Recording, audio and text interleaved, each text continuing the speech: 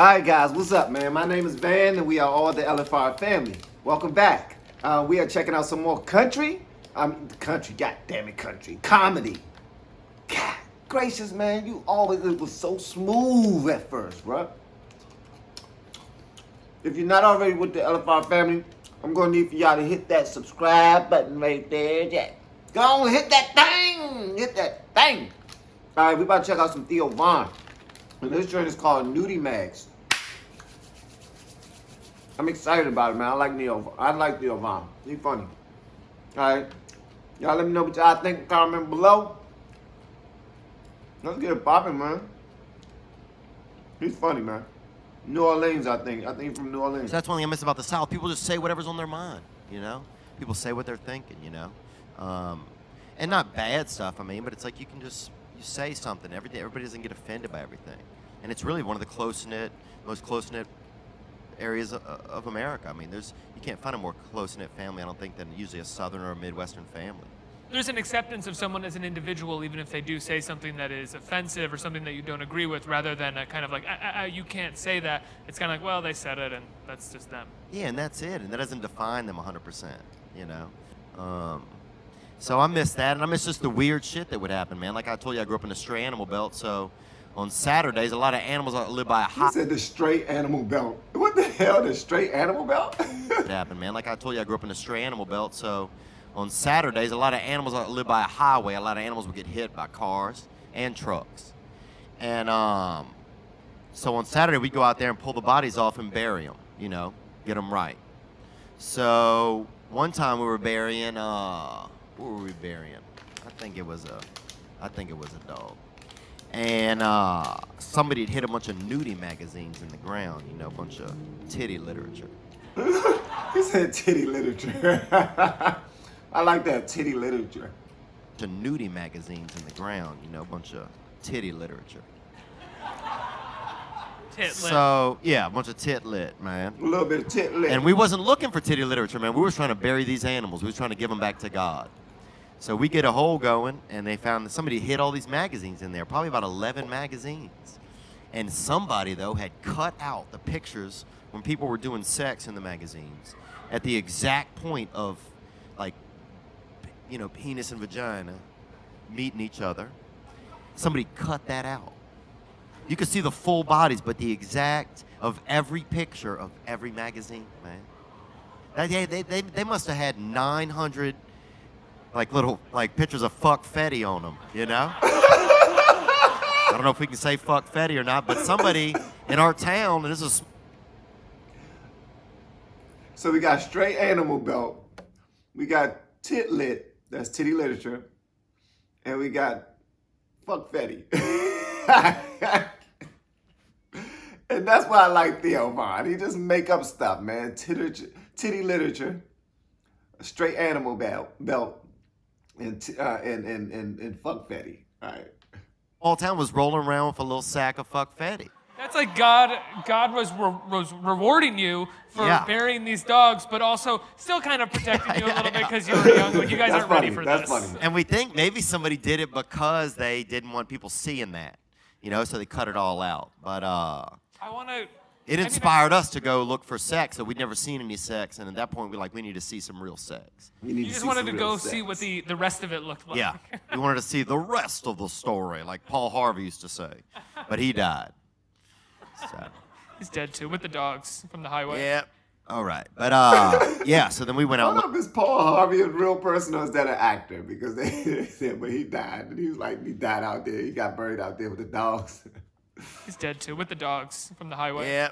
All right. But, yeah, so then we went out looking for sex in the town. Like the stray dog. Yeah. We then became our own, stray animals out there looking for sex. And, so we did Peepin' Tomin'. We didn't have cable. And before you had cable, you had Peepin' Tomin'. And so Peepin' Tomin', you go and look and see whatever other people are doing that you don't know very well. And you know what? That was growing up in the hood, man. We was actually at one point, when we was really, really small. That was a big thing, man.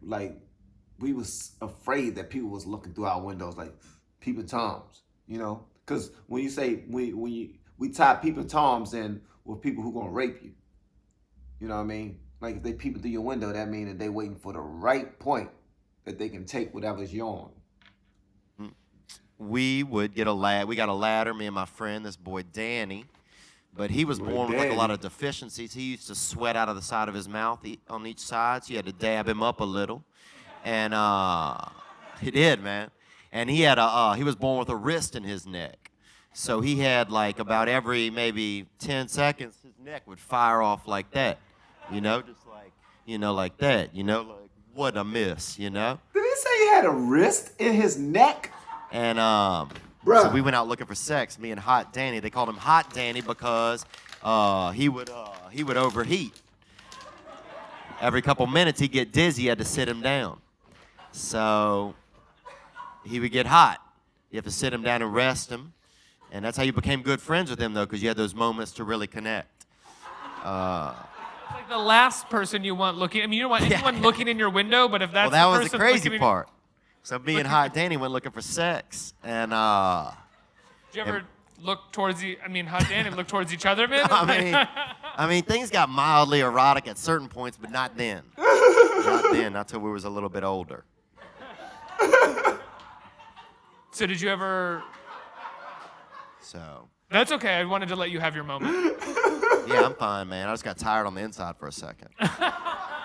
Did you ever find did you and Hot Danny ever find the sex while prowling? Think about what we saw. We didn't. We saw some light drug use. We peeked in some windows. We saw some light drug use. And we saw a man beating a woman with a thing of aluminum foil. And, you know, I wouldn't call it domestic abuse. She was beating him back with something. I don't remember what it was. But also, I would hold the ladder because I was afraid of heights. And if you got Hot Danny on the ladder, the reports came back kind of fucking jumbled, you know, just because, you know, the Lord kept changing the channel on him, so he didn't get... You know, the Lord kept changing the channel on him. He would miss moments. So his stories were really disconnected. That's petty. But you know, but we saw that. But then what ended up happening was we ended up catching a bunch of cats, because there were extras. This was the time when there were extras. And we caught a bunch and tried to get them to do sex. To do sex. I just had to see what had been cut out. Well, it was the only thing we could get our hands on that could do sex for us, you know? As children, you know, we tried to peek and we couldn't see, and so then we tried to create, I guess. I think that's maybe what any child does, but one of the cats got poisoned by someone at night, and if we didn't do that, someone came specifically to poison that cat. That was between them and that cat. We don't know who that was. And then we didn't push the cats together or anything like that, or, you know, show them sex or anything. We just did like regular romantic shit, like lit candles by the cage and read poems. We did, man. We did. And we never saw any sex. And they got skinny because we was feeding them cabbage. And I still feel bad about that because someone had thought they had a cat, but it was a rabbit whose ears got taken off. And it would eat cabbage. And so everybody thought, well, these cats eat cabbage around here. So we fed those cats cabbage, and they lost a lot of weight. And then we eventually let them go. And some of them did sex after we let them go. And that's God, though. That's God working. We can't do that. As a man, we think we can control everything, but we can't get these cats to have sex. We had those cats for 2 months. You know, tons of poetry. I mean, artwork, we showed them everything. You know, everything, and we couldn't do it. But God could get them to do sex. God was really trying to protect you from sex, from the cutout pictures. I mean, it just showed us he could really control it. You know, we thought we could control it, but it was a wild time. So things like that I miss. Just like, I just miss. Like in the South, that could just happen in a weekend or over a couple of months.